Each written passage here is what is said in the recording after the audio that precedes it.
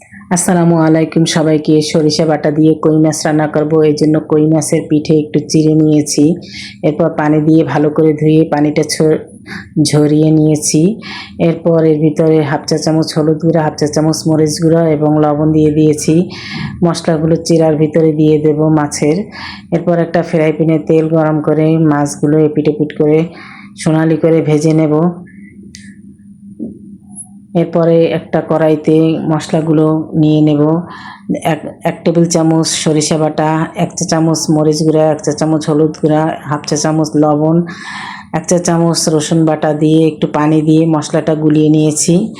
এরপর 1 চা চামচ জিরা গুঁড়ো দিয়ে এবং মশলাটা রেখে দিয়েছি। এরপর একটা কড়াইতে তেল গরম করে পেঁয়াজ কুচি দিয়ে দিলাম, কাঁচা মরিচ ফালি। এরপরে পেঁয়াজটা যখন আদা সিদ্ধ হবে তখন মাখানো মশলাগুলো দিয়ে একটু পানি দিয়ে মশলাটা ভালো করে কষিয়ে নেব।